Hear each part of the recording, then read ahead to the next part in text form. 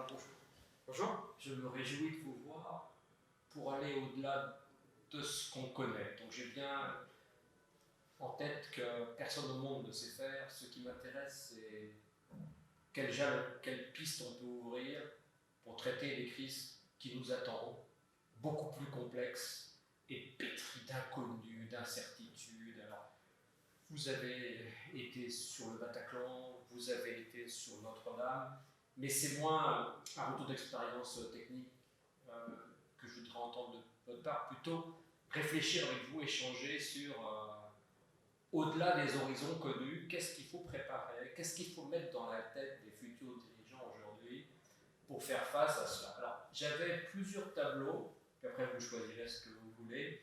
Le premier, c'est quel bagage intellectuel et de vie il faut avoir pour se confronter ensuite à quelque chose d'aussi inédit, insaisissable, complexe, même si on a mis en place tout ce qu'il fallait. Mais j'ai en tête ce que disait Sun Tzu, pour faire servir le désordre à l'ordre, il faut avoir beaucoup réfléchi sur les circonstances, ou d'un point de vue vie, quand Churchill dit en fait, toute ma vie n'était qu'une préparation à ce moment de cette confrontation.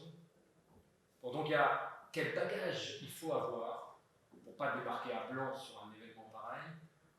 La deuxième chose que je vois, vous ayant écouté sur Notre-Dame, c'est quand on se retrouve les tout premiers temps du choc, qu'est-ce qu'on mobilise comme cartographie mentale et comme aptitude immédiate pour ne pas être pétrifié par l'événement, mais être capable tout de suite d'ouvrir tous ces claviers. Le troisième temps pour moi, c'est la navigation dans ce milieu liquide, explosif, surprenant, qui va durer. Ça, c'est un troisième tableau sur lequel il y a encore des compétences à avoir. Probablement un quatrième tableau qui est, j'ai beaucoup de difficultés à dire la fin de la crise, mais le retour à quelque chose, les exercices qu'il faut développer pour, et ce qu'on peut en tirer comme enseignement. L'idée, c'est comment j'ouvre les esprits aujourd'hui et les compétences pour aller au-delà de ce qu'on sait faire, c'est-à-dire mobilisation, coordination, communication. Je suis certain que ça, c'est le stade antérieur. Voilà. C'est le stade préalable. Mais... Voilà. Je dirais la réponse tout est lié dans vos questions. Et la réponse, vous la fournissez dans vos derniers, pratiquement les derniers propos. C'est que ça doit commencer par la définition de la crise. On ne peut pas revenir à l'état d'avant. Rétablissement de la normalité, c'est peut-être ce qu'on pouvait dire il y a une quinzaine d'années. Non, c'est rétablissement dans une situation qui est peut-être la moins pire possible ou qui nous permet d'envisager, disons, d'autres horizons, c'est envisager un autre avenir. C'est ça le terme de jalon que j'ai utilisé, le terme de boussole, le terme de bagage intellectuel, le terme de caractère, hein, parce que vous citez deux chefs de guerre, mais qui sont en même temps deux chefs de gouvernement, et qui ont été façonnés dans leur histoire personnelle, mais qui ont également qui sont nourris de lectures, chacun dans leur contexte. Alors bien sûr, je ne compare en aucune façon à Churchill ou à Sun Tzu ou à d'autres, et ce que je souhaiterais exprimer, moi, c'est vraiment mon point de vue, mais un point de vue qui se nourrit d'exemples de ce type, qui se nourrit de discussions avec certains de mes camarades, avec mes subordonnés. Donc, ce que je vais essayer d'échanger avec vous cet après-midi, c'est davantage la résultante de ces échanges collectifs, même si c'est moi qui les porte aujourd'hui, qui les incarne en tant que commandant de la brigade des sapeurs-pompiers de Paris, confronté à des crises diverses. Ils ne m'appartiennent pas. C'est ce que j'ai pu constater. Alors, le bagage, le premier volet, je crois que c'était sur le bagage intellectuel. Je crois qu'il faut à la fois, c'est pas de la même façon, on évoque l'ambivalence d'une réflexion qui doit être pessimiste, qui doit être lucide, qui doit être fondée sur les faits, qui voit que l'option est choisie, qu'elle est appropriée, décidée, elle doit se traduire par un optimisme fort dans l'action. Je dirais, il y a une ambivalence qui n'est pas évident en termes d'articulation intellectuelle, mais ça rejoint aussi le bagage intellectuel, c'est-à-dire qu'on doit à la fois se nourrir des classiques. Vous avez cité Sun Tzu, mais je pense qu'il y a des penseurs grecs, penseurs de l'Antiquité, enfin, nos classiques qui sont importants, parce que qui donnent ces quelques repères que finalement, au fil du temps, on a transformé sous l'effet d'une communication mal maîtrisée, d'une communication de l'immédiateté. On a transformé des principes de réflexion très forts, issus de nos anciens, d'une réflexion qui était longue, et aboutir en recettes. Et les recettes, ça peut fonctionner sur un cas, et surtout quand ça s'exprime, les recettes de gestion d'une crise, uniquement sur de la communication, et de la communication qui correspond à l'émotion. On voit la subjectivité, une approche très subjective des faits, qui est détournée, c'est valide. Donc, premier volet, les classiques. Alors bien sûr, Sun Tzu qui correspond davantage, pas tant au risque, mais davantage à une menace. Donc, comment réagir à une intelligence adverse, mais agir dans la confrontation, mais agir aussi dans la négociation. Agir aussi dans le compromis. On l'a peut-être oublié dans une culture de rapport de force immédiate, où le coercitif, finalement, c'est pas parce qu'on gagne une bataille qu'on va gagner l'ensemble de l'aspect politique de la sortie de crise. Et là, si je plonge mon propos sur les crises internationales graves qui affectent notre équilibre, que ce soit la crise en Asie centrale avec l'Afghanistan ou l'Irak, qui imbrique, qui interagit avec d'autres crises régionales, c'en est la parfaite illustration. Ensuite, on a une culture politique, on a tout un développement sur la stratégie militaire. Entre Aristote, enfin, toujours dans la lignée de ces classiques-là, le 16e, le 17e, le 18e, entre Jomini,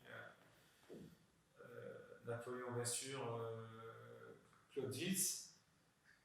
Mais c'est l'aspect purement sérieux au domaine militaire du rapport de force, qui est intéressant pour comprendre le mécanisme des enjeux, sans pas oublier que c'est intéressant en termes aussi de feedback, de retour d'expérience, comment le détail ou comment l'absence de subsidiarité, l'empereur, où tout repose autour de la centralité du chef, ce qui est à la fois succès sur la bataille d'Austerlitz devient catastrophe sur Waterloo.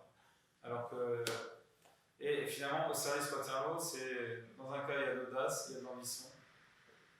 C'est tout le contraire. Il y a une très grande décentralisation, et puis on a le même chef qui a la plénitude des moyens de commandement, qui a compris intégrer les expertises, le logistique, avec les termes de l'époque, qui se fourvoient sur Waterloo, parce que c'est tout le contraire. Il y a Churchill est un bon exemple, parce qu'on voit Churchill qui se façonne à partir d'une culture de l'échec. Et ce qui est rare normalement, qui est rare actuellement, qui est rare chez des politiques. Alors d'abord, une montée en puissance très rapide en tant que reporter de guerre, mais là il est témoin. Il n'est pas acteur, c'est la guerre des mots. Il passe à côté d'aspects pas très objectifs, il passe à côté de l'aspect des camps de concentration, qui seront repris après, peu de temps après, par les Allemands dans le sud-ouest africain, en Namibie, avec les RRO, mais plus tard par les nazis et par les soviétiques. Mais ce qui apparaît au-delà de son engagement, de ses écrits, même en tant que témoin, c'est qu'il est, pour la première fois, il rencontre des forces de friction. Forces de friction propres à Clausewitz, des difficultés du chef pour décider, mais comme témoin. Pas encore comme acteur. Et comme acteur, fort de ses certitudes, et peut-être de ce qu'il a cru comme étant acquis lors de la première an de l'amirauté, 14e 18, et ben, ils se plantent sur les Dardanelles. Mais ça, cet échec, il est fondateur. À la limite, c'est les Dardanelles, l'échec, l'humiliation qu'il en prend, mais également surtout le retour d'expérience, cette capacité à rebondir, parce que certes, il est volontaire, mais la volonté ne suffit pas devant les faits. Il faut aussi avoir cette capacité de remise en question. Ben, ça façonne le Churchill de 1940, enfin de 1940, de 1938-1939 par rapport à la personnalité au décryptage d'Hitler et de Staline, et qui lui permet d'avoir une voix très étroite, et qu'il est l'un des seuls, parce qu'il s'appuie sur des faits, il s'appuie sur un raisonnement objectif, il s'appuie sur la réalité, et il s'appuie sur la réalité telle, pas celle qu'il souhaiterait voir, la réalité telle qu'elle l'est.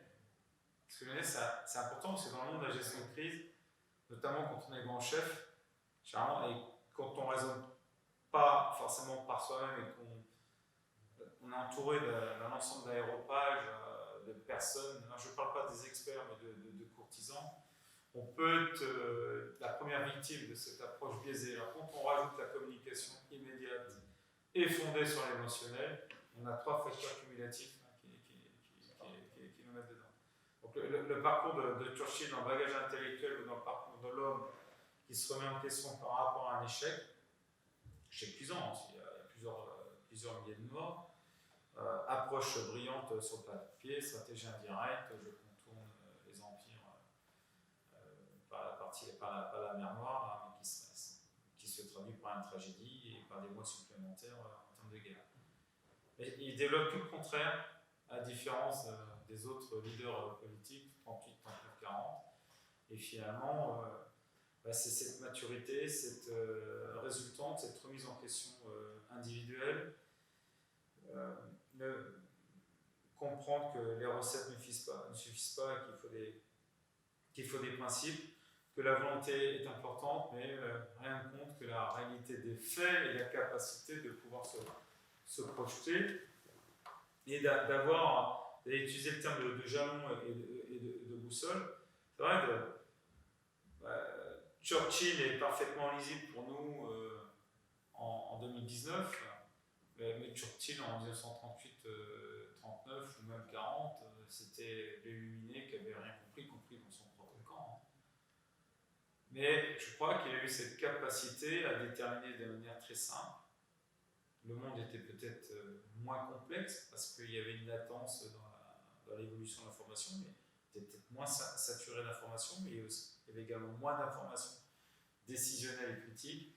Je pense qu'il avait, c'est quand on lit ses mémoires, il avait une boussole avec quelques points cardinaux qui lui permettaient de tenir compte. Là, on est dans une logique de guerre. J'ai évoqué tout à l'heure l'aspect de la stratégie militaire, mais il avait cette capacité à évaluer les rapports de force qui sont un fait, une capacité à évaluer le caractère imprévisible, mais avec une stratégie derrière. Imprévisibilité et stratégie chez un homme politique, je pense que ça illustre aussi quelques grands leaders qui sont actuellement en fonction. On l'a pas oublié, ce ne sont pas forcément que des coups de bluff, hein. C'est la maîtrise de la surprise. C'est aussi quelque chose qui est très important dans le monde de la crise, ou dans le monde du rapport de force, de la violence, c'est l'intelligence culturelle. C'est la capacité à comprendre l'autre, comprendre cette altérité. Capacité, quand on est en face, aussi à utiliser cette altérité, cette expertise différente. Mais si ce n'est pas fait en amont, en préalable, ce n'est pas sous la pression des événements qu'on pourra se concerter sur des durées, des laps de temps très très courts, où la pression combinée médiatique, où il faut communiquer, et on va communiquer pour gagner un peu de temps, sous le coup de l'émotion, mais ça peut être complètement contre-productif. Et dans notre société, je pense que c'est devenu contre-productif, et beaucoup d'hommes politiques d'ailleurs ne s'en rendent pas compte. Et il vaut mieux communiquer qu'à partir des faits de manière laconique et dire la vérité, alors peut-être pas l'ensemble de la vérité, se laisser un laps de temps en fonction de la compréhension de la cinétique de la crise, que de communiquer sur l'émotion. Sur l'émotion, là, d'emblée, on a une portée subjective. On s'engage sur un ou deux camps. Et on est déjà dans une, vous utilisez le terme de voie navigable, de voie, ben, on est déjà parti sur un cap qui sera très difficile de redresser. Alors, ce que je veux dire, c'est un peu paradoxal, parce que pour moi, dans un chaos, c'est la leçon que je tire des classiques, c'est la leçon de mon propre bagage intellectuel des lectures, c'est la première mission d'un chef qui soit à la tête d'une structure intégrée, c'est l'anglo-saxon, un John Command, qui dilue son autorité et qui laisse travailler tout le monde, puis finalement, la crise, paradoxalement, peut se résoudre d'elle-même. Finalement, parfois, c'est de la bonne approche. Il suffit simplement d'avoir un arbitre ou d'avoir une autorité sur laquelle on peut s'appuyer, qui établit sa confiance. Donc c'est tout sauf le directif, mais c'est beaucoup plus subtil et plus difficile à obtenir. Vous pouvez avoir aussi le suprême commande, qui est tout le contraire, qui est l'autorité incarnée. Et ces deux structures, ces deux formes de gestion de crise, un des axiomes, un des principes, c'est donner du sens à l'action. Et à commencer à prendre l'ascendance sur le chaos. Mais donner du sens à l'action, c'est déjà donner un premier cap. Et je pense, alors là aussi c'est peut-être hérétique ce que je veux dire, mais c'est une phase qui devient vraiment difficile à obtenir. Parce que donner du sens à l'action, on est déjà sur une direction difficilement réversible. Alors qu'on n'a pas toutes les deux. Alors, moi je renverserais le problème, plutôt que de se précipiter à donner du sens à l'action, qui est quand même une condition importante d'un retour à un état moins critique, pour éviter de se perdre dans les définitions différentes de la crise. Je dirais, c'est éviter de se mettre dans une impasse au départ. Alors, c'est pas très ambitieux.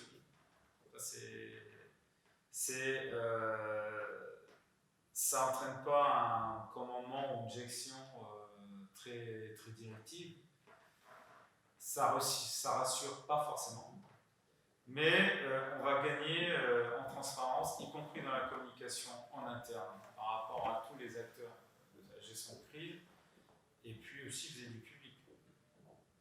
Parce que le public, il attend que l'État ou l'entreprise, et puis après l'État, si l'entreprise est dépassée,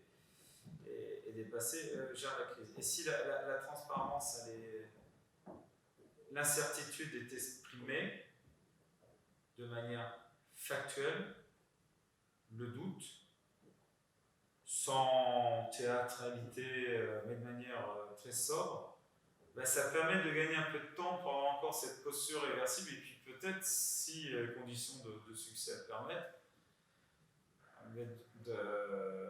de repartir sur une deuxième communication ou une deuxième série d'actions qui, là, parce qu'on a l'ensemble des éléments, parce que le facteur incertitude a été en partie identifié, de redonner du sens à l'action.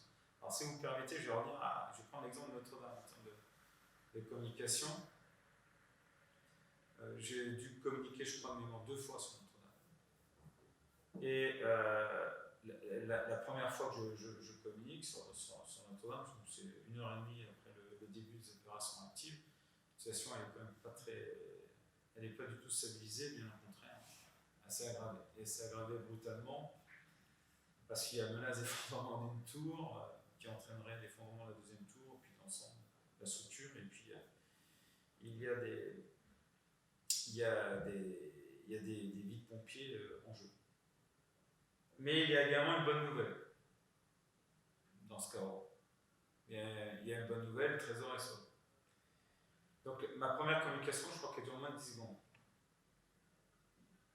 Il y a d'abord la mauvaise nouvelle. Là, il n'est pas sûr qu'on puisse sauver Notre-Dame. Mais déjà, le trésor a pu être sauvé. Elle est très brève. Elle a des verbes pu, pouvoir être sauvée. Elle est claire, elle rend compte de la gravité. Je rentre même pas dans l'enjeu du cadre temporel, parce que la communication se suffit elle-même. Et elle me permet d'avoir une posture par la suite très réversible. 45 minutes après, l'affaire est mieux engagée. Ça m'a permis de gagner un peu de temps pour avoir une communication un peu plus élaborée, alors en appui, bien sûr, du politique, mais au moins d'en donner les éléments. Bon. Deuxième communication, les pompiers ont réussi à contenir le feu à l'intérieur du beffroi à la suite d'une manœuvre qualifiée d'audacieuse. C'est une manœuvre où le risque a été évalué à sa juste mesure et surtout consenti. Consenti, mais c'est un autre débat. Mais consenti, c'est important dans l'adhésion active que les acteurs, je pense, qu'on doit faire partager quand on est un des membres actifs de cette cellule de crise. C'est important d'avoir aussi cette transparence, qu'ils y consentent, enfin, que le risque soit partagé, consenti, admis et présenté en toute transparence, même si le temps joue contre nous. Donc là, on a un exemple de communication qui, au départ, est très sobre, 10 secondes, qui alterne une nouvelle, pas une bonne nouvelle, mais qui ouvre la porte, qui ne ferme pas, et qui dit la vérité, et qui ne nie pas les faits. Et il y a une bonne nouvelle, on n'a quand même pas tout perdu. Donc même si le scénario le pire advient, on a quand même une autre communication qui prend... Et ça, il y a 10 ans, j'aurais, je pense, communiqué différemment. Je pense que j'aurais pas osé. Je me serais probablement pétré dans des détails techniques qui finalement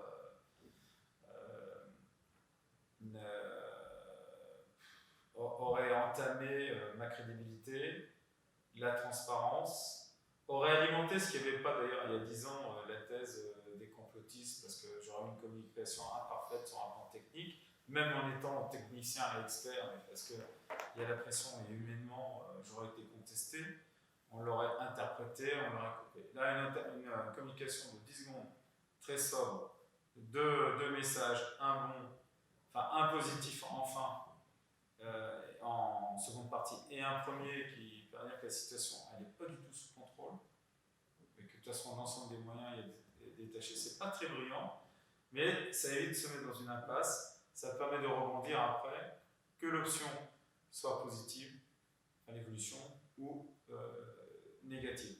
Ça va à l'encontre un petit peu des spin doctors qui sont dans une communication de travestissement de la vérité pour gagner un peu de temps ou pour séduire une partie de l'opinion. Ça, c'est plus possible maintenant avec les réseaux sociaux et c'est plus possible avec l'évolution de notre société qui a perdu confiance dans l'ensemble des émetteurs institutionnels.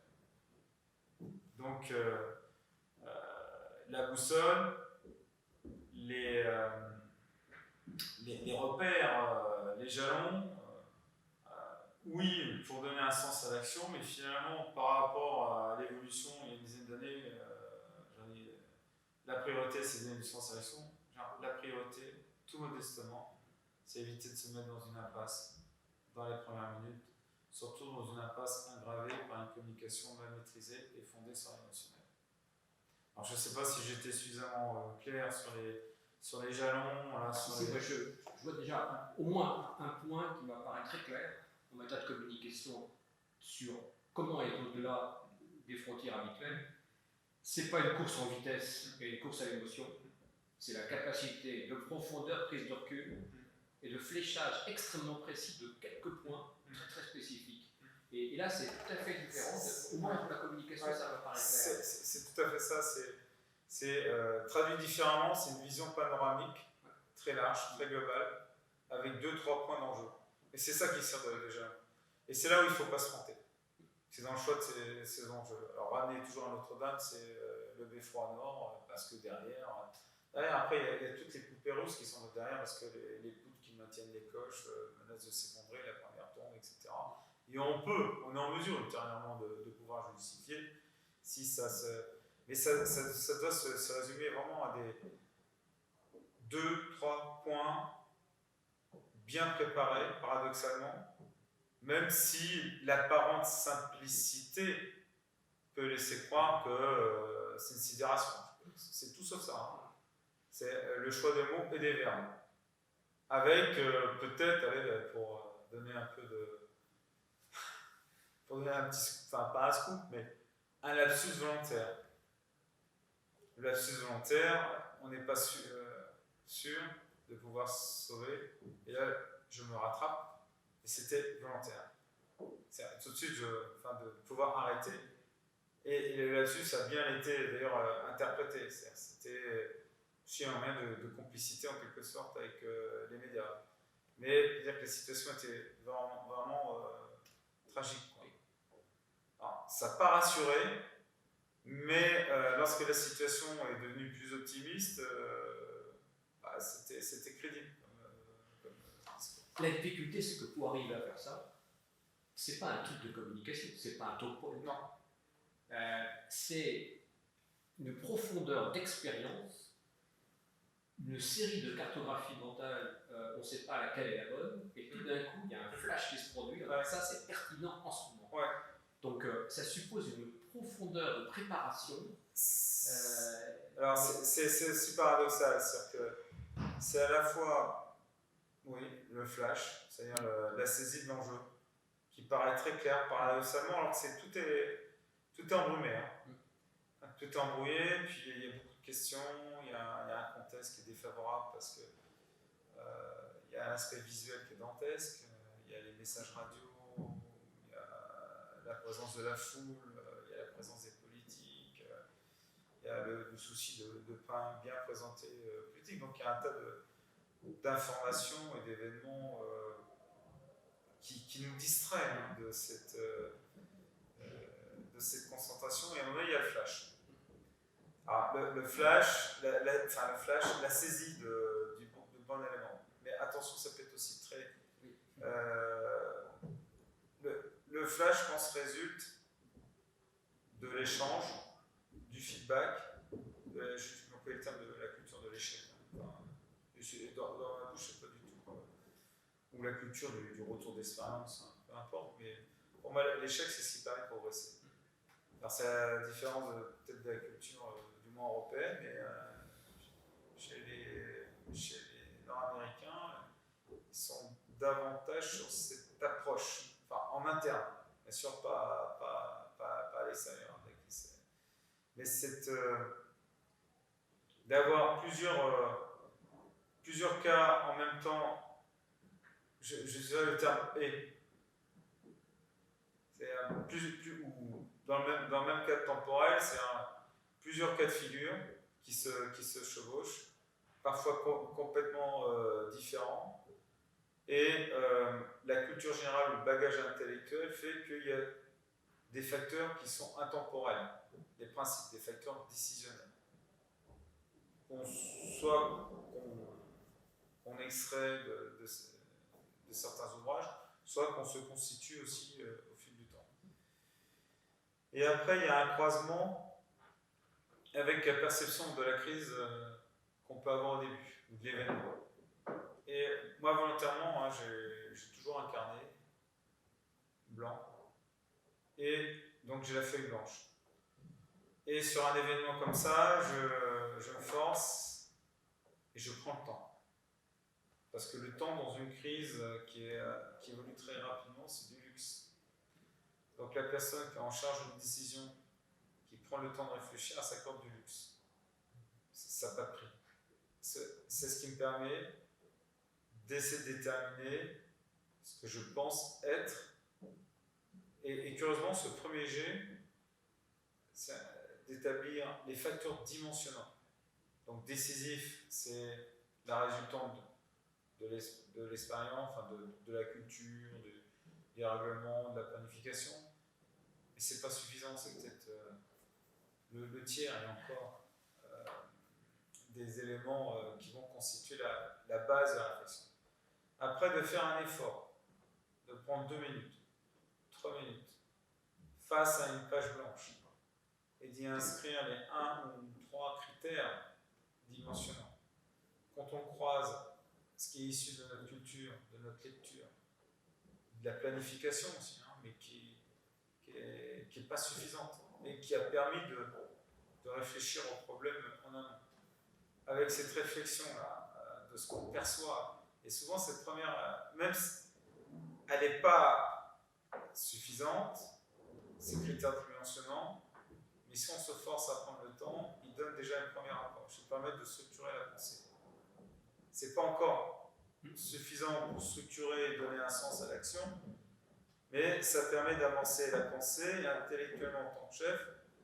Et bon, je suis submergé d'informations, mais j'ai ce que m'a permis ma formation universitaire, militaire, mes lectures, les facteurs dits décisifs, qui peuvent ne pas fonctionner contre-productifs d'ailleurs. Hein, j'ai des cas concrets où si on applique le règlement,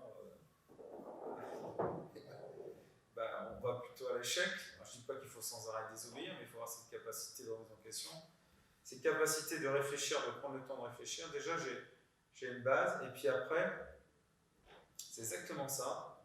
Alors, c'est pas du tout ésotérique, hein, c'est pas de la clairvoyance. C'est ce mélange de facteurs décisifs, de facteurs dimensionnants créés à partir d'une page blanche par rapport à la perception visuelle, mais aussi auditive. C'est-à-dire, j'aime bien, sans intervenir, écouter les experts entre eux. Et souvent, on récolte des pépites. Qu'on s'approprie, d'ailleurs, de manière très naturelle, de manière complètement honteuse, on devient soi-même un sachant en peu de temps, hein, quand on a l'impression de l'événement. Mais sinon, voilà, je pense que ça fait partie de la méthode. Quand on croise ça très rapidement, généralement, on arrive à... il y a la partie expérience, la partie intuition, dans laquelle il faut aussi se méfier, mais dont on en a besoin hein, quand le cap n'est pas certain, et on arrive à sortir finalement une option possible. Alors, on a déjà vu quelques repères sur la communication. Là, sur l'entrée en matière tout de suite, j'ai envie de dire, en prenant Clausewitz, la première défaite, c'est celle du plan.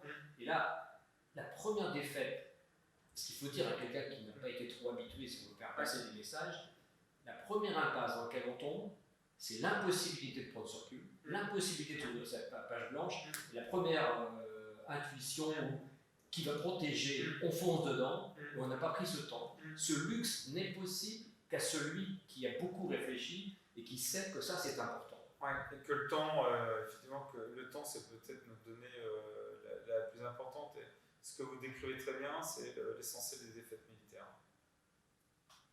Et c'est aussi quand on analyse les crises technologiques ou l'inondation, je prends l'exemple de juin 2016,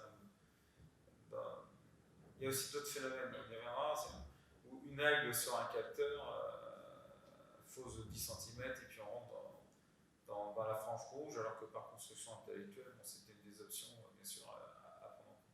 Souvent, ce qu'on constate, le plan peut laisser l'illusion le plan est une boîte à outils, mais en aucun cas, c'est une option déjà on doit dérouler à la lettre rassurante, etc. Parce que c'est le meilleur moyen de se planter. C'est une boîte à outils. L'intérêt du plan, c'est qu'on y réfléchit en amont. Je pense que c'est la même chose pour les visions. Ouais. C'est-à-dire que votre vision initiale, si elle n'est pas plurielle, s'il n'y a pas cette profondeur et ce recul, on est instantanément perdu parce qu'on sera coincé dans une seule vision. Ouais, on rentre, après, puis genre, il y a un effet tunnel, un effet collectif qui se crée. Et qui est très contagieux. C'est qu'on va rentrer dans une phase un peu de procrastination.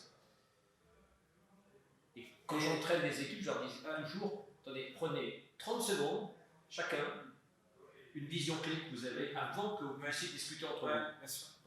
Autrement, on perd cette capacité. Ce qui est important dans le cycle de crise, d'ailleurs, c'est, si on a le luxe de le faire, c'est d'avoir un témoin ou un observateur. Déjà parce que si jamais il y a un événement grave, ça permet d'avoir quelqu'un qui est intact, hein, qui n'a pas consommé toute son énergie, qui va démarrer à zéro. Alors le courage de démarrer à zéro parce que intellectuellement, quand on a un événement qui est non prévu, qui nous met en constat d'échec, c'est très difficile de redémarrer à zéro, de réarticuler. Donc il faut que l'équipe change. Et s'il n'y a pas un observateur neutre capable déjà d'appréhender le contexte, c'est pas possible. Il y a pas bien sûr de courageux. Et c'est très contagieux hein, tout ça, parce que c'est procrastination, après sidération, et ensuite, alors, le truc le plus. Soit c'est panique, soit c'est recherche de l'homme providentiel, ou qui se croit être providentiel. Alors, généralement, il n'y en a pas beaucoup. Et puis là, c'est une source d'erreur, parce que on rentre dans l'irrationnel. On attend le miracle. Il n'y aura pas de miracle. Alors, ce que je trouve de tragique, c'est ou bien on va avoir, côté en gros, de dirigeants, si je reprends ce que dit Kissinger, les gens en poste ont passé moins d'heures à travailler le sujet que les experts ont passé des décennies, ou bien quelqu'un qui va se précipiter tout de suite avec des exercices qui l'auront formaté sur le fait d'avoir déjà la réponse et de ne pas être dans la logique de questionnement. Ça, c'est le piège. Le verre est dans le fruit. Ça, c'est le piège le plus important, surtout que, enfin, je ne vois pas utiliser le terme du gros, mais il y a des pseudo-experts en gestion de crise et qui donnent une illusion, qui rassure. Bien sûr.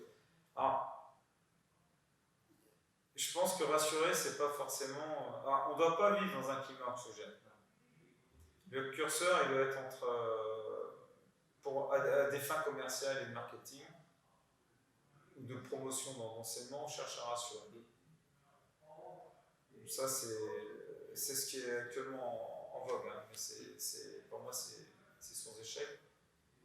Et puis après, il y a le parano. Il y a celui qui génère l'anxiogène, donc qui va justifier sa présence, ou tout simplement l'immobilité. Donc entre l'immobilité résultant d'une menace qu'on brandit qui est très, très, très anxiogène, et puis le marketing qui va rassurer à tort en vendant des options, c'est-à-dire qu'ils vendent des savoir-faire en oubliant le savoir-être. Et le savoir-être, malheureusement, oui, il y a eu des hommes providentiels, oui, il y a eu des stratèges, il y a eu Alexandre Legrand, etc.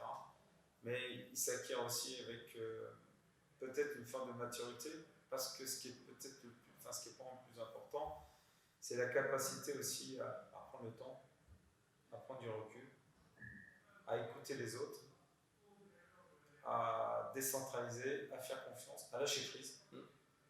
À un moment donné, saturé par les informations, humainement, de la même façon, prends le temps de prendre une page blanche et puis d'écrire les critères qui sont dimensionnants. Je pense qu'il faut aussi apprendre à lâcher prise par rapport à la ruche, par rapport à l'ambiance du groupe, pour simplement se ressourcer. Et puis ça permet finalement de voir le problème sous un autre angle, sous une autre approche. Et là, alors moi ça m'a souvent réussi ça, de lâcher prise sur des situations critiques, très critiques, donc, et d'aborder le problème sous un autre angle, et de voir justement le type de flèche, je m'y fais un petit peu parce que ça a une notion de clairvoyance, etc., mais cette compréhension de 2-3 enjeux que je n'avais pas vu auparavant. Et là, tout s'éclaire, et très facilement. Alors qu'on se plante depuis des heures.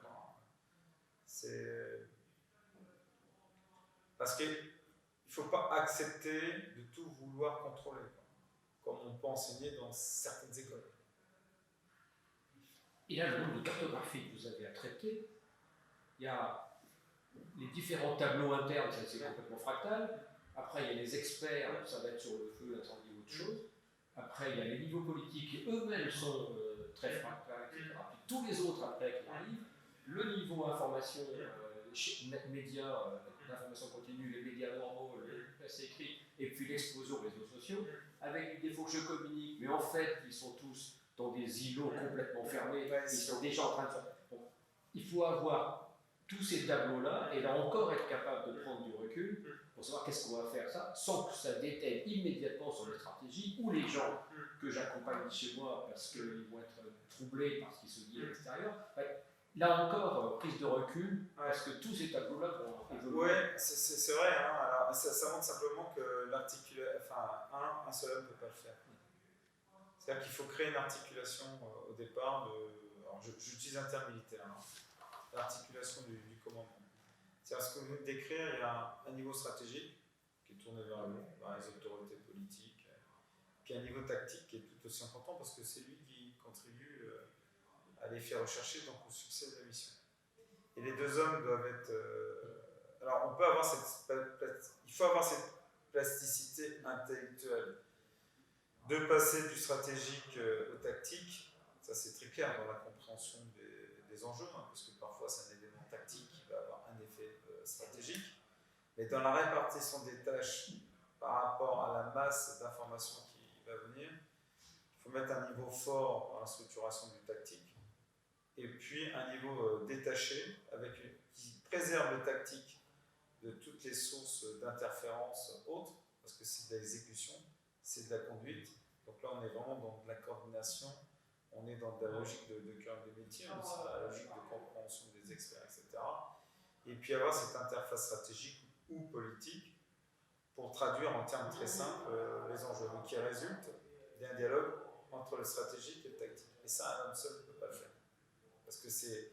Alors, autant j'utilise parfois le paradoxe, l'ambivalence, pessimisme et optimisme, etc. Là, par rapport à la masse d'informations, par rapport aussi à ce qui doit résulter en termes de communication et qui est peut-être différente de l'exposé des faits stratégiques qu'on va faire à ce niveau-là, c'est presque un trinôme qui va se constituer. Mais un trinôme qui se comprend, qui se fait confiance et qui est conscient d'emblée qu'il n'est pas dans une logique concurrentielle, mais qui est dans une logique complémentaire et qui s'articule naturellement. Et qui mute. Et qui mute, exactement. La tactique qui tient le poids stratégique. Voilà, exactement, le centre de gravité, hein, le Charcot avec le Witz. Hein, et puis hop, on doit être en mesure de faire apparaître soit le tactique, soit le stratégique, soit la com. Donc c'est tout sauf linéaire. Alors une autre difficulté que je vois pour un haut responsable, c'est qu'il va devoir travailler avec des experts qui, eux, culturellement, sont beaucoup plus dans leur capacité à traiter l'incertitude que sont confrontés à l'inconnu. C'est pas trop leur culture. Et côté communication, on est sur des religions de communication qui sont en gros comment je peux faire une superbe déclaration à FR3, ça a été les entraînements, et tout d'un coup on se retrouve avec une communication qui est peut-être même, elle, profondément en crise, s'il y a défiance vis-à-vis de tout message, et que chacun veut du fake, parce que ça rassure quand même d'avoir du faux. Je sais que c'est du faux, mais donnez-moi du faux parce que ça va être bien, mais si vous me donnez du faux, en plus je vous attaquerai. Donc on se retrouve avec deux univers qui ont perdu leur ancrage respectif. Exactement. Et qui interagissent en fait. Et qui interagissent, c'est-à-dire qu'ils s'auto-alimentent, parce qu'ils existent. Les deux existent sur la scène médiatique, donc sur la scène de l'opinion. Et là, c'est le piège grossier. Donc il faut savoir s'en détacher, ça ne veut pas forcément correspondre d'ailleurs à l'attente du média, qui reste l'interface avec le public, mais le fait d'avoir une communication sobre, très transparente et très simple, ça correspond au public. Et on court-circuite les médias, parce qu'on les frustre. On les frustre, mais finalement, qu'est-ce qui est le plus important? C'est d'avoir l'adhésion du citoyen acteur, parce que la crise, elle n'est pas terminée. Et puis, il y aura peut-être un changement irréversible. Donc, il faudra aussi travailler dans la durée. Je reprends l'exemple de Notre-Dame. Si le lendemain, à 7h du matin, il n'y avait pas eu les deux tours, et si les défis s'étaient effondrés, si on n'avait pas été, je dirais, factuel, objectif et à la fois précis, mais avec peu de termes dans la communication de crise, là c'était la porte ouverte, le contexte général c'est TAC, c'était ça, c'est un complot islamiste, et puis ça peut déboucher sur une guerre civile, hein, parce qu'on attaque un symbole fort religieux, national, etc. Alors maintenant, sur les experts entre l'inconnu et l'incertitude, ouais. Parce que l'incertitude correspond à une science, plus ou moins. Et mon cœur n'est pas touché. Oui, voilà. J'ai le halo sur lequel je travaille, le cœur, je le garde. Voilà. L'inconnu, j'ai plus mon cœur. L'inconnu, j'ai plus les repères. Et collectivement, j'ai plus de repères. D'où le piège de l'homme providentiel. C'est-à-dire de celui qui, à partir d'une communication bien réglée, peut prendre l'ascendant sur tout le monde. D'ailleurs, c'est le principe de monter en puissance des dictateurs, hein, dans les périodes de crise. Hein. Mais c'est aussi. C'est tout à l'homme providentiel, vous en avez entre un Hitler sorti de la crise de l'Allemagne 31-32 et puis un De Gaulle, c'est deux hommes providentiels mais qui ne fonctionnent pas du tout. De Gaulle est davantage dans ce que vous décrivez. Hein. Il est même plus dans il est dans l'inconnu total avec très peu de moyens. Et quand on voit sa communication qui est pesée, qui est objective et qui correspond à une lucidité sur les causes de la défaite, j'utilisais la culture de l'échec, puis en même temps qui donne de l'espoir parce qu'il crée une dynamique collective. Et on le voit d'ailleurs, j'embraye sur De Gaulle, je ne suis pas spécialement un fan de Gaulle, mais la façon dont il redresse sa situation face à l'inconnu, avec très peu de moyens et des termes forts, et qui suscite une partie d'adhésion d'un petit noyau, puis qui finalement par capillarité qui prend sur 4 ans, mais sur une gestion de crise, c'est la même chose. C'est commence à tirer progressivement, puis après on fait basculer aussi les indécis. Et la façon dont il a eu la hauteur de vue géopolitique par rapport à la Chine, par rapport à l'Union soviétique, par rapport à l'OTAN. Après, il y avait peut-être, finalement, il y a eu à un moment donné un décalage, mais c'est aussi une leçon. Il faut savoir aussi lâcher la main, transmettre le flambeau sur une réalité sociale chez lui, en France. Il n'est pas venu parce que cette grandeur de vue, cette capacité à se projeter dans le futur, lui aussi il était dans l'inconnu et finalement il a trouvé un espace de manœuvre entre deux blocs. À partir d'une France qui avait quand même pris la plus grande défaite de son histoire en 1940. Mais en donnant, en leur donnant un outil, la dissuasion nucléaire, en s'ouvrant sur des ruptures comme alors Concorde, ça n'a pas fonctionné, mais le nucléaire également suit, qui sont des ruptures au sens où ça fonctionne, mais ça introduit de nouveaux paradigmes. Et finalement, la technologie précède le concept d'emploi, ce qui n'est pas très bon, sauf que là, la technologie ouvre de nouveaux espaces, et puis tout de suite, il y a une idée, le politique s'en empare, le concept d'emploi, et on a une marge de manœuvre fabuleuse qui débouche sur les 30 glorieuses. La gestion du monde, alors qu'on est quand même dans une situation qui n'est pas terrible. On est sorti des guerres de décolonisation, etc. Et la crise, c'est un peu ça. Et c'est aussi. Je pense qu'il faut. J'ai utilisé le terme, curseur entre l'anxiogène et puis le tout planifié. Je pense qu'il faut apprendre à être surpris. Alors, j'aurais un facteur de surprise que je trouve absolument considérable. Ça n'a pas fonctionné dans le cas de Notre-Dame. Je disais, les experts, tout d'un coup, en situation d'être extrêmement ébranlés parce qu'ils sont face à l'inconnu. La communication, parce que l'idée c'est que la communication sauve le genre humain et tout d'un coup on s'aperçoit qu'il y a une implosion interne. Et je reprends ce que vous avez eu, ça ne vous a pas gêné dans ce cas-là, mais ça pourrait arriver dans notre cas. Trump qui sort, il faut envoyer les Canadaires. Donc c'est pas. Si ça gênait. Ça a gêné. Ça gêne. D'accord, parce que l'idée qu'on a, le formatage, c'est qu'il y a des gens un peu irresponsables en bas, mais qu'en haut on met de la rationalité. Si tout d'un coup la rationalité, l'irrationalité passe en supersonique au plus haut niveau, pour vous c'est pas évident. Non, alors heureusement, c'est un facteur exogène. Et c'est un facteur lourd parce que ça suscitait des tacs commentaires.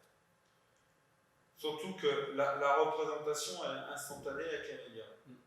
Et qu'est-ce que voit le public à travers les médias? Il voit en peu de temps une cathédrale, une charpente, une cathédrale en flammes sans pompiers. Sans pompiers, parce que l'alerte était très tardive. Donc c'est à peu près 30 minutes. Mais on ne comprend pas ce que font les pompiers. Donc déjà, on voit. Et puis, on ne voit à la télé que. On voit des flammes qui font 20 mètres. Puis on voit que 2 ou 3 lances. Ils sont dérisoires. En fait, le sens de la manœuvre des pompiers, il n'est pas visible. C'est une attaque par l'intérieur, moyen d'une vingtaine de lances, et calibrée au juste besoin pour éviter de. Là encore, c'est un paradoxe, et c'est pas facile. Parce que face à un incendie de cette dimension-là, on peut utiliser des moyens hydrauliques, des moyens lourds, pour montrer qu'on répond de manière proportionnée. Sauf qu'on aurait cassé les rosaces, qu'on aurait effondré la voûte, on aurait permis à un jeune était ébranlé avec la chute de la flèche, on aurait propagé le feu à l'ensemble de la nef et puis détruit toutes les œuvres d'art. C'est le choix de ce. C'est un peu Camus, savoir son péché aussi, un bagage intellectuel. Là, j'ai cité, finalement, par rapport à la discussion, j'ai cité les grands penseurs, les grands classiques, Marc Bloch, bien sûr, L'étranger fait, la lucidité, Churchill, la culture de l'échec. Camus, c'est savoir son péché. Savoir son péché sur la com. Savoir son péché sur le temps immédiat. Qu'est-ce qui fonde, qu'est-ce qui est le plus important, finalement. Et savoir accepter qu'il n'y aura pas forcément un retour à la normalité. Et que quelque chose. C'est aussi comprendre, c'était l'essence de la cathédrale, quoi. C'est-à-dire. Notre-Dame sera plus jamais. Enfin, sur le coup, n'était pas sauvée. Mais on ne doit pas être inhibé. C'est-à-dire, qu'est-ce qu'on doit faire pour être. On est au bord du précipice. C'est encore jouable. Mais qu'est-ce qu'on doit faire? Ne pas faire. Ne pas faire.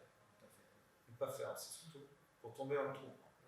Alors, c'est sûr que les pompiers peuvent être très efficaces. Il suffit d'employer un hélicoptère. C'est pas forcément la logique du Canadair. Parce qu'il y a aussi ça, les experts ont un hélicoptère, une bâche à eau. Okay, le feu il est éteint en 15 minutes, sauf que la cathédrale elle est détruite, il n'y a plus de flamme.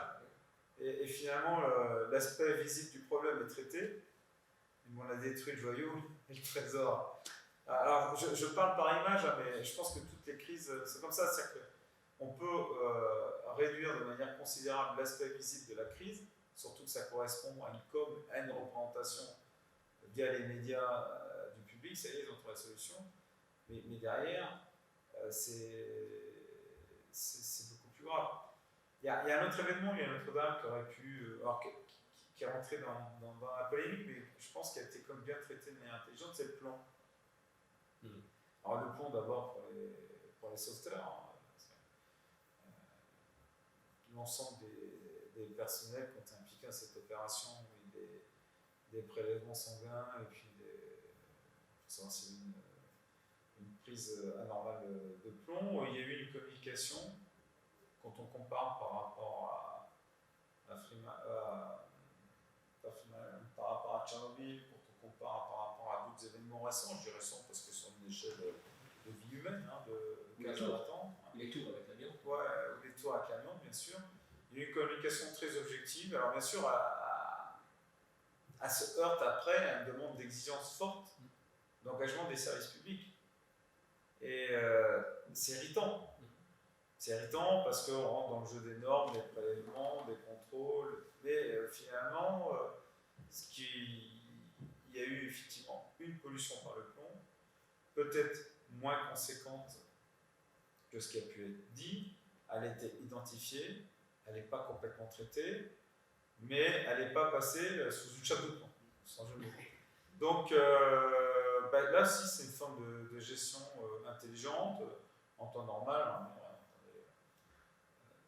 il ne s'est rien passé, circulé, rien à voir. Et puis les chiffres seraient ressortis de manière ou d'une autre. Maintenant, quelques mois après, ça aurait été une catastrophe. À la limite, ça aurait complètement le moindre plombé. Programme de plomb. Voilà, une gestion finalement moins catastrophique que ce qu'on aurait pu le croire au début, quoi.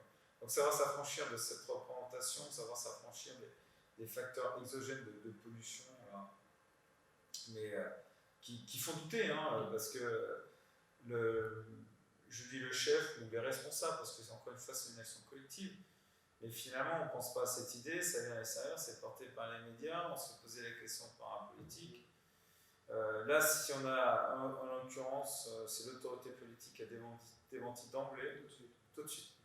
Mais c'était alimenté sous une autre forme et plus perverse avec les hélicoptères, avec un vernis d'expertise. C'était tout autant catastrophique. Et ça, ça ébranle. Et ça se trouve, je me plante. Parce qu'on est comme très. Il faut reconnaître aussi sa fragilité sur ce type de crise. Sa fragilité au sens où, oui, c'est bien d'avoir une conviction, c'est bien d'avoir du caractère, mais sa propre volonté ne suffit pas par rapport à certains faits. Et là encore, dans votre expertise, c'est à peu près clair, ce serait du biologique, avec des tas d'expertises contradictoires sur le mode, il faut faire une zone d'exclusion sur l'ensemble de 3 arrondissements et pourquoi pas 4. Là, c'est beaucoup plus compliqué. Oui, biologique parce que, comme le chimique d'ailleurs, comme le chimique en termes d'emploi de menace, parce que c'est, à différents infos ou d'inondation, c'est la représentation qu'on s'en fait. Et comme la représentation, elle n'est pas. Il n'y a pas eu un effort d'éducation pédagogique en amont, hein, c'est peut-être la même chose avec une pandémie. Hein. Et là, on tombe sur des choses, des phénomènes de terreur qu'on connaît très bien dans la société, c'est la peste, ou c'est le choléra, c'est Genot, en bagage intellectuel. C'est-à-dire, on crée une terreur. Une terreur qui est à la fois fondée sur des faits objectifs, mais une terreur qui est, parce que mal expliquée, parce que pas d'effort, qui est alimentée et auto-alimentée. Donc on perd toute forme de rationalité, ça devient une dimension presque mystique, irrationnelle, sur laquelle on n'a pas de prise et ça pousse je pense à de mauvaises mesures, pour ne pas dire des mesures extrêmes. On le voit, malheureusement, on voit en Afrique sur les crises liées à Ebola. Où là d'emblée, de toute façon, quel que soit l'État, hein, y compris l'État qui a une culture démocratique, hein, ils traitent Ebola, ils font la part du feu. Hein, c'est-à-dire qu'ils interdisent la zone, ils la sanctuarisent et puis personne ne sort ou ne rentre. Et puis après, le temps de monter en place un dispositif médical avec des SAS, et la population est quand même livrée à elle-même pendant. Alors maintenant, ramener à cette problématique biologique ou chimique sur 3 ou 4 arrondissements parisiens, avec une communication institutionnelle très faible, les sirènes, plus personne ne connaît les codes. La radio, on n'écoute pas quand on est en cheminement, quoi. Alors c'est peut-être à développer avec des opérateurs. Et ça se travaille aussi en amont, avec des SMS, et avec des conseils qui doivent être très simples, c'est-à-dire rester chez vous, etc. Mais si on ne fait pas maintenant. Ce que j'ai vu sur la pandémie 19 aux États-Unis, les experts que j'ai lus disaient ce sont les mesures prises par le gouvernement et les logiques qui ont été mises sur la place publique qui ont fait plus de morts. Ouais. Parce qu'on a interdit aux gens d'aller auprès des gens qui allaient mourir ou qui pouvaient guérir. Ouais. Et ça a été le drame parce qu'il y a incapacité à piloter une situation comme ça. Ouais, mais ils sont morts administrativement. Oui. Donc tout va bien. Je ne suis pas ironique, quoi. Ouais. Je ne suis pas cynique, mais c'est un peu notre tendance parce que comme on a besoin de se rassurer par rapport à l'inconnu, d'émettre des normes, la norme est bien dans l'incertitude. Parce que l'incertitude, la prédiction, etc., on peut réduire, apprécier un risque. Mais quand on a un phénomène Simplement parce que ça relève de l'homme. Et quand l'humain n'est pas préparé, on le sait très bien, hein, on a des domaines où la population peut être préparée à des grands fléaux comme le feu, l'inondation. Mais dans ce qui relève de la peur irrationnelle, le biologique, le chimique, ou encore, ce qui ne relève pas de la peur, mais d'une frustration et d'une inquiétude et qui débouche sur des phénomènes d'hystérie collective, une panne d'électricité, avec au bout de 2-3 jours plus de téléphone portable, plus de distribution de billets, incapacité, ça peut être produit par un scénario de cyberattaque, de panne technologique. Quoi. On imagine, surtout quand on s'oriente vers le tout électrique, dans le cadre du développement durable, etc. C'est une très grande vulnérabilité. Ça a à la fois une très grande facilité de vie quand tout va bien, donc une certaine forme de confort via la connectique, et puis quand tout s'écroule, de perdre cette capacité à réfléchir par soi-même, sans algorithme, sans banque de données, sans intelligence artificielle, et à se donner une représentation de ce qui ne se va pas. Alors, ce qui m'inquiéterait beaucoup dans des scénarios pareils, ce serait le flash, mais complètement à côté de la plaque, du politique qui dit bah, c'est simple, on n'a qu'à faire ceci, on n'a qu'à faire cela. Moi, je m'étais amusé sur l'affaire de Canadair pour répondre à la présidente des États-Unis en disant écoutez, c'est simple, il n'y a qu'à prendre la méthode américaine de Raffnader, il n'y a qu'à prendre l'explosif, il n'y a qu'à faire sauter tout, comme ça il n'y aura plus de feu. Là, on voit le ridicule. Mais si on veut faire plus subtil, difficilement représentant. Et puis avec derrière le risque de l'homme providentiel. Oui. C'est-à-dire que faute de solution, parce qu'on est dans la phase de sidération, et pour éviter, il y a un sursaut de lucidité pour éviter de partir dans la panique, en même temps qui va se rapprocher de l'homme providentiel. Et qui peut. L'homme providentiel, en fait, c'est tout sauf la bonne réponse. Parce que je me rappelle, on avait fait un colloque à Rome sur les astéroïdes. Et moi, ma conclusion, c'était la première chose à faire en temps d'astéroïdes, c'est que vous bloquez tous les hommes d'État pour que personne n'envoie des armes nucléaires, le truc, parce que alors là, c'est la fin. Parce que quelqu'un va vouloir le faire. Donc, la première urgence, c'est d'empêcher la bêtise absolue qui va sortir, parce qu'au moins, c'est l'homme providentiel qui a la solution ultime, qui est la meilleure et la plus forte. Donc, comment je peux faire avec des univers peu préparés pour éviter qu'on flash immédiatement sur la chose de ne pas faire?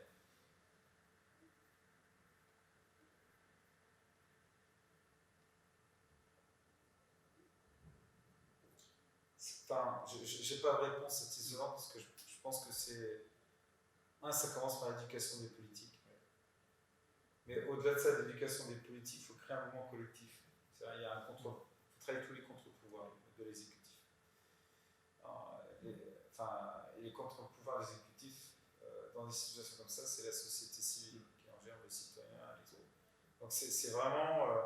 Non, il faut changer. Alors, comment, dans le contexte actuel, on a une société française qui souffre quand même d'un problème d'éducation, d'analphabétisme, je ne vais pas faire qu'un tableau noir, mais alors si, mais on a quand même on a un chantier qui s'ouvre pour lutter contre ces fléaux. C'est peut-être le moment d'y introduire justement. Alors je ne sais pas comment on peut caler, parce que c'est ça la résilience. Moi je dirais que c'est plutôt la lucidité, la conscience de soi. Et qu'il faut travailler en intergénérationnel, parce qu'il n'y a pas que les jeunes. Il faut travailler je dirais de 10 ans à 70 ans.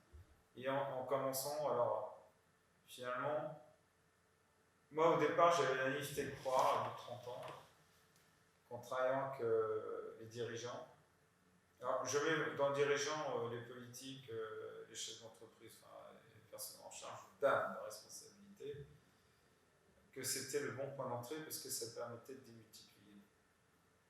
Donc, stratégie, à la limite du moins réforme, investissement, on investit sur 10 000 têtes pensantes, et puis, allez, au bout de quelques années, on a 100 000 personnes acquises et un masse critique est pénible. De ceux qui font notre nation, etc. Et puis, finalement, de ce que je peux voir, alors mon expérience, peut-être je me plante, mais ça n'a pas pris parce que finalement on dérange l'ordre établi, on dérange, on rassure pas, on rapporte pas de l'argent. Peut-être parce qu'on s'est mal exprimé, hein. C'est aussi ça peut-être à regarder. Donc, l'action direction. Et tout simplement parce que ça doit commencer ici par l'exemplarité. Et j'ai rarement vu des chefs se mettre eux-mêmes en position de faiblesse, alors que paradoxalement, ça leur donne de la crédibilité par rapport à tout. C'est-à-dire d'être dans un exercice de gestion de crise, ou même dans une crise véritable, être en première ligne. C'est-à-dire finalement d'y gagner sa légitimité, hein, tout simplement. Mais comme il y a une volonté de ne pas se confronter à sa propre valeur, ou tout simplement de ne pas mesurer, hein, les impacts, parce qu'on est sur une logique très court-termiste, etc., et puis de l'immédiateté, on n'a pas su développer. Enfin, moi, je me mets dans ceux qui ont contribué à l'échec. Pourtant, j'ai un métier qui était articulé, enfin, j'ai un métier qui était articulé autour de ces gestions clés. Je n'ai pas été suffisamment pédagogique pour emmener tout le monde vers cette démarche sur les chefs, pour qu'ils se mettent eux-mêmes en position difficile, pour qu'ils puissent mesurer la difficulté, pour créer un moment de réflexion, pour créer un moment d'ensemble. Donc je pense que c'est la société civile. Alors il faut toujours poursuivre en direction des chefs, parce que je crois que c'est assez évolué quand même.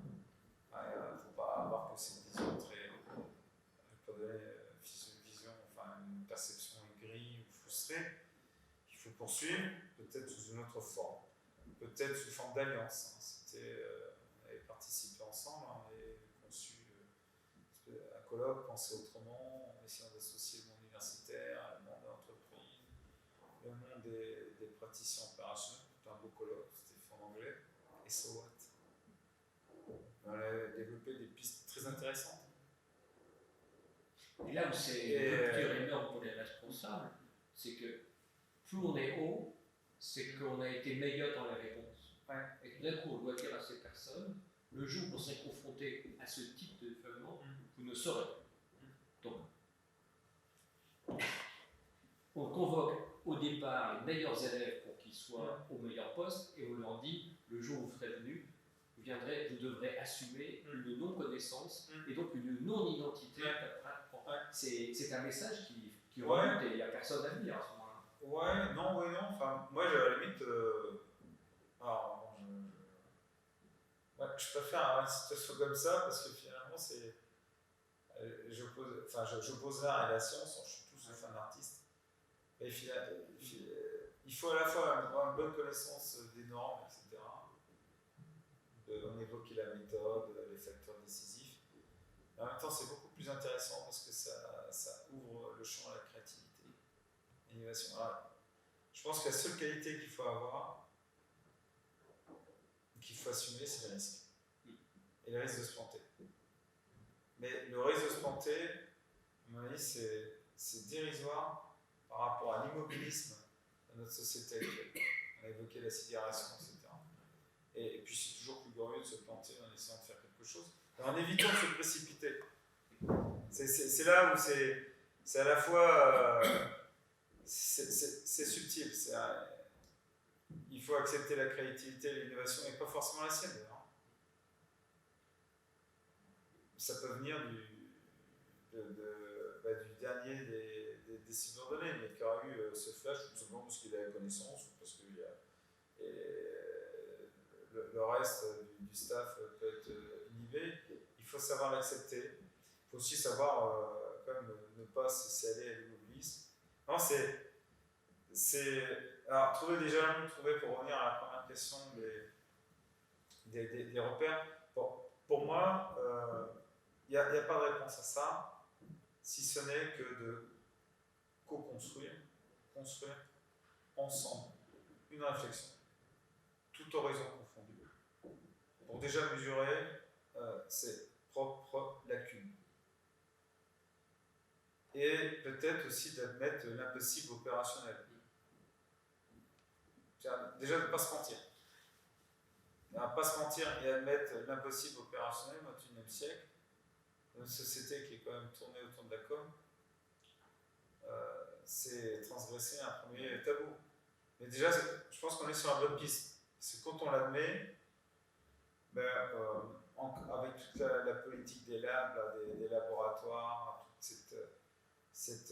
on la voit, cette effervescence en France de réflexion en termes d'innovation. Je suis persuadé qu'il y a une solution. Je suis persuadé qu'elle existe. Et comme on ne lui permet pas de s'exprimer, parce que jusqu'à maintenant tout est normé et codifié dans des plans magnifiques, dans des coffres forts, si possible avec une classification qui empêche tout le monde d'en prendre connaissance, et qui finalement sont souvent dérisoires parce que c'est une checklist d'actions à dérouler. Alors oui, ces checklists d'actions doivent aussi exister.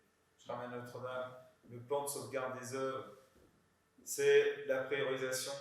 C'était un des aspects de la crise et ça s'est parfaitement déroulé. Mais là, à la limite, on n'est ni dans l'inconnu, ni dans l'incertitude.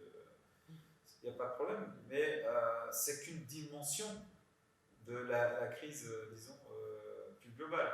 Et qui ne correspond pas qu'à les sanctions de la cathédrale. Parce que c'est l'enjeu national, religieux, international. C'est l'histoire de France sur 8 siècles. Le tout dans un contexte de fête juive, enfin de Pâques d'abord chrétienne, ensuite de Pessah, et dans la société française quand même qui est clivée. En fait, c'était peut-être ça l'équation du problème ce soir-là, plus que d'employer un Canadair. Mais pour arriver à ça, il faut réfléchir ensemble, et sur des disciplines différentes, et admettre qu'on n'a pas la solution des départ. Mais créer une synergie de recherche pour amener d'autres acteurs. Et ça, l'exemple, ça peut venir que si on a des dirigeants qui se prêtent aussi au jeu et qui admettent c'est impossible pour l'heure. Précaution de communication. Pour l'heure, on admet c'est impossible opérationnel. Mais de toute façon, on va tout faire pour y amener plusieurs solutions. Et là, en plus, on crée un gigantesque bouillonnement d'idées, iconoclaste, puis finalement, on est peut-être on est quand même à la recherche de beaucoup de choses, en ce moment, enfin, sur un plan de la société, de la nation, etc. Ce qui fait que la confrontation au départ, ça pourrait être une question. Quelle est la question qu'on n'a pas posée? Quelle est la vision qui est tellement évidente que c'est pas la bonne, mais quelle est la vision qui nous échappe? Je pense que ça commence par ça. C'est exactement. Alors, auparavant, la question était très simple. C'est le fameux de quoi s'agit-il. Alors, c'est plus complexe que c'est une question binaire, mais on l'oublie. Parce que la première question, qu'est-ce que je vais pouvoir dire en com? Avant même de s'attaquer aux racines du problème. Comment je peux rassurer? Et comment je vais rassurer par rapport à l'aspect visible? Mais l'aspect visible, c'est comme un devoir de Sciences Po, c'est pas forcément la partie profonde de la problématique. Donc, tant qu'on ne sera pas sorti de ce schéma-là, qui est le schéma qui est en vigueur actuellement, donc ça nécessite une prise de conscience politique, une prise de conscience de tous ceux qui sont en charge de responsabilité, ça nécessite d'admettre l'impossible opérationnel, ça nécessite de faire entrer un tas d'acteurs dans de réflexion dans la gestion de crise. Donc là, on est de créer des ruptures, mais des ruptures au sens positif du terme. Les ruptures, ça inquiète. Mais soit on va continuer à se rassurer et puis on terminera par envoyer des sanctions et on sera très vulnérable et trois fois agile. Enfin, tout est question de curseur. Il faut éviter de se rassurer et d'être l'autruche dans le sable du Kalahari. Et puis, il faut éviter de vivre dans un climat anxiogène qui nie tout en faisant confiance à un autre présidentiel, sans qu'il va nous mettre dedans, ou des recettes. Donc ça veut dire que c'est finalement c'est la remise en question des paradigmes des 30 dernières années, telle qu'elle est enseignée, telle que c'est enseigné dans certaines formations de gestion de crise, où la première chose qu'on apprend, c'est de rassurer son chef. Après, rassurer la population. Sauf que là, on crée ce qu'il y a de pire dans notre démocratie. C'est-à-dire qu'on casse le contrat de confiance entre le citoyen et l'État. Et c'est la porte ouverte, fake news, on est en plein dedans. Et je trouve ça très très pervers parce que celui qui débarque va se dire vite, donnez-moi des éléments pour que je puisse rassurer parce qu'on me demande de rassurer et que les médias me demandent d'avoir un schéma comme ça. Et dès qu'il aura fait ça, on lui dira il y a plein de questions que vous n'avez pas vues et ça s'effondre et c'est fini. Voilà. Et puis après, c'est cercle infernal et puis on s'en sort pas. Et puis, c'est une com qui, présentée comme rassurante et pétrie de certitude, ouvre automatiquement la porte à des questions. Pour ça, je prenais vraiment l'exemple de la com de Notre-Dame qui était très sobre, hein, sur 10 secondes, pas plus, avec 2-3 verbes, qui est à la fois une bonne et une mauvaise nouvelle, mais finalement qui rend compte de la réalité. Et ce que je trouve très très difficile et très dangereux, c'est que quand on va poser des questions sur un bloc qui a été donné et qui ne tient plus, c'est pas seulement qu'on pose des questions, c'est qu'on identifie le fait que la grammaire utilisée par ceux qui communiquent, les responsables, est complètement à côté de la plaque, parce qu'ils sont dans une logique de réponse arithmétique petit, alors qu'il y a des questions de fond. Donc on leur dit, mais vous êtes complètement à côté du pilotage. Et ça, c'est beaucoup plus terrible que d'avoir faux sur une réponse. Mais c'est l'approche superficielle. Enfin, autant là, je pense qu'on s'est pas fourvoyé, mais on a lentement dérivé dans la mer des Sargasses là, et maintenant on est en Coteau Noir. Mais je pense qu'il y a une prise de conscience quand même, de nombre d'acteurs, y compris de ceux qui luttaient contre la remise en question de certains paradigmes, pour revenir sur des questions de fond. Là, on est à ce mouvement-là. Pourquoi ? Parce on évoque des termes, on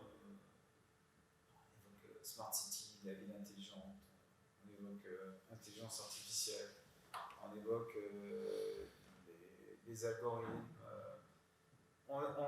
Finalement, on est presque dans un choix binaire, c'est-à-dire dans un choix de non-réflexion et de société qui s'auto-alimente et qui s'auto-dirige vers la dictature d'objets inanimés, sans prise de conscience de notre part, ou sur un sursaut. Fait, comment on peut utiliser ces nouveaux outils pour sortir de ce pot noir dans lequel nous sommes là. Mais ça passera toujours, à mon sens, ça, pour moi la question reste vraiment d'actualité, le bagage intellectuel, c'est l'approche, le rapport entre les hommes, l'histoire, les échecs, ce qui a fait la grandeur, ce qui a provoqué la chute, l'acceptation de l'altérité, le management interculturel, et je dirais même maintenant intergénérationnel. Une génération qui n'a pas du tout les mêmes repères et qui est à la recherche et qui trouve qui a des repères artificiels d'addiction. Voilà. Et de répondre dans l'immédiateté. Ou de trouver une existence dans une place où ils se cherchent via les réseaux sociaux. C'est ce qui m'était apparu le soir de l'incendie de la cathédrale. Comme si l'ambiance générale était que du virtuel, tout d'un coup, il y a un bombardement de réalité, et les gens sont sidérés devant un feu, un vrai feu, une vraie cathédrale, la nôtre, en fait. Alors, je sais pas, c'est là qu'il faudrait pouvoir l'exploiter, parce que je pense que ça va pas durer longtemps. Hein.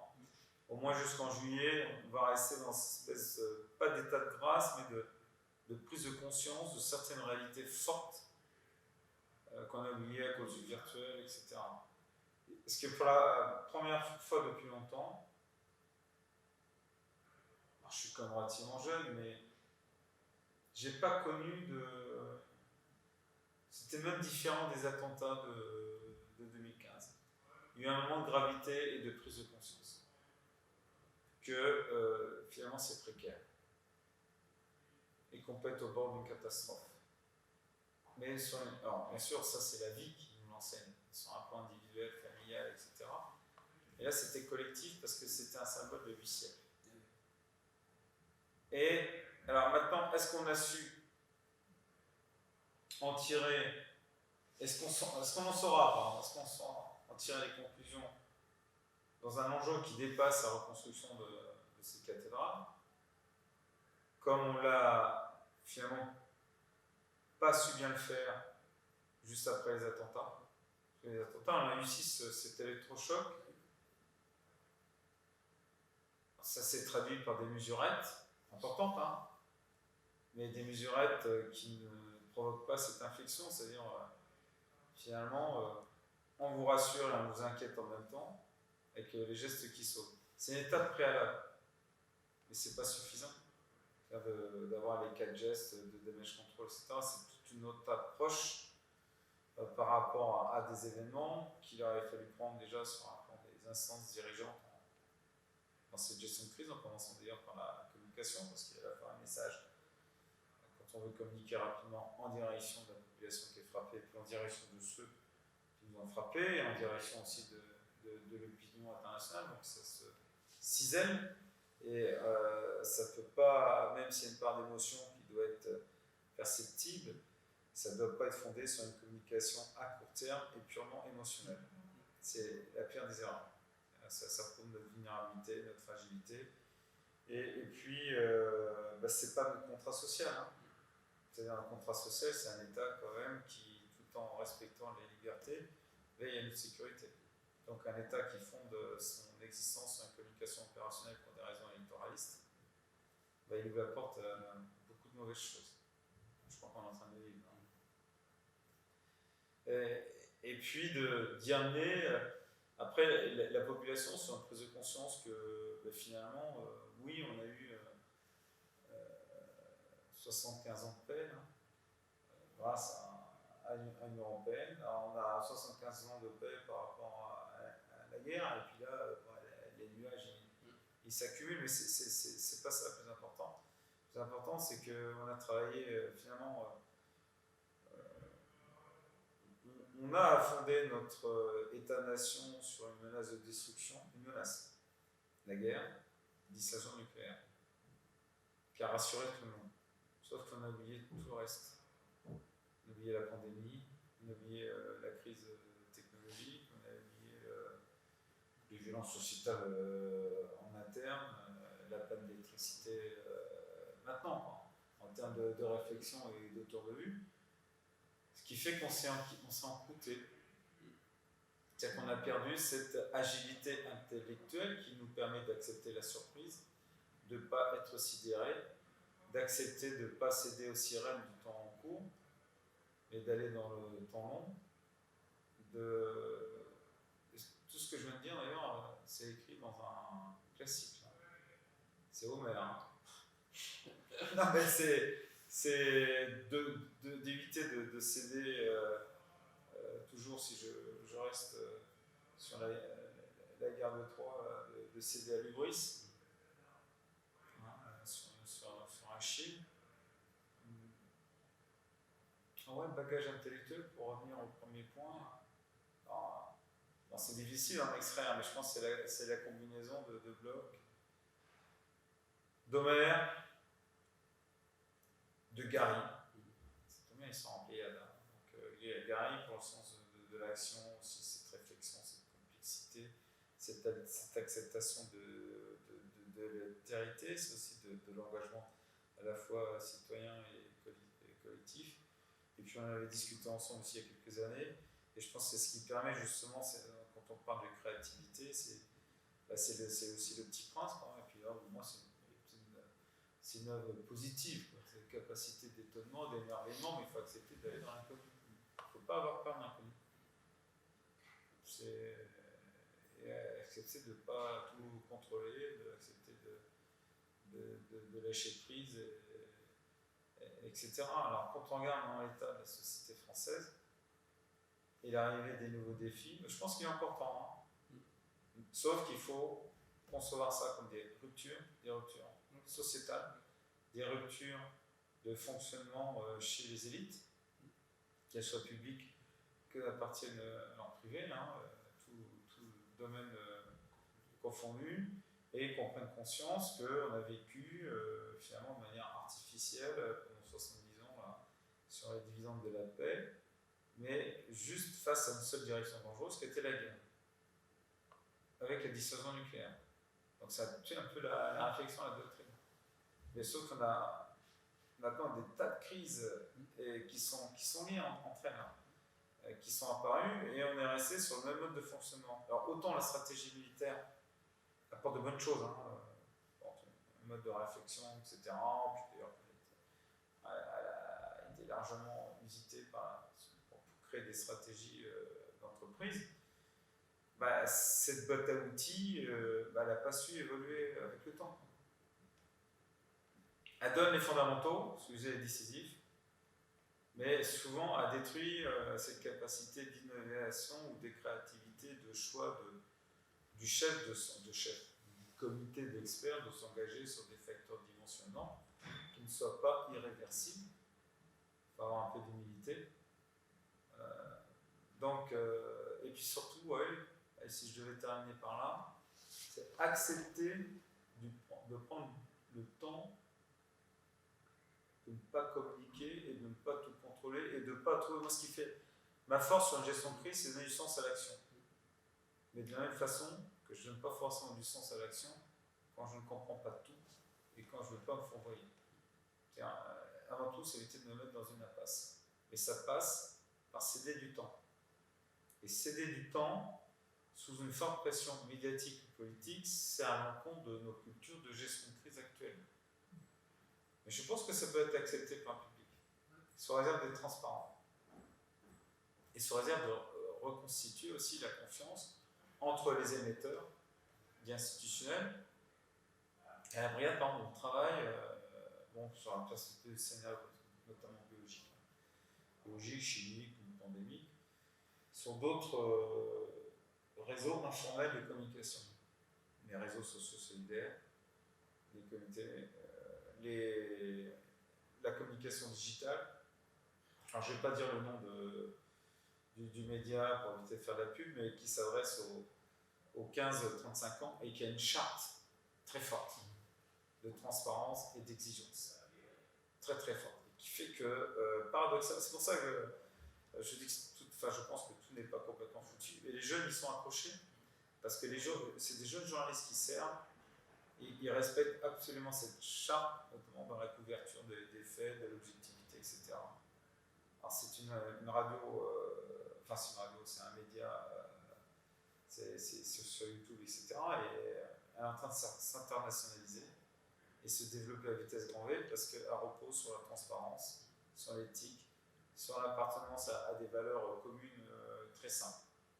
Donc nous, l'enjeu, c'est de s'apprivoiser ces médias, de développer une relation de confiance, de jouer la transparence, y compris dans des événements qui sont pas faciles à gérer, qui peuvent être douloureux pour la brigade, pour gagner en crédibilité, parce que le jour où il y a un événement bio, etc., ou chimique, qui fera intervenir très rapidement, parce que bio c'est pareil, c'est en très peu de temps, sauf si chimique, on est une part du feu, ils sont sanctuarisent, ce qui est difficilement acceptable, parce que l'impossible opération n'est pas admis encore, c'est de pouvoir utiliser ce type de médias, mais ça passe, on a démarré l'action il y a à peu près 1 an, à partir du constat fait à la suite au lendemain des attentats. Sur le discrédit, l'apparition des fake news, des théories complotistes, le discrédit de certains médias, comment nous, on pourrait développer de manière complètement artisanale, mais au moins centrée sur le secteur d'intervention de la presse parisienne, on pourrait émettre des messages forts. Merci.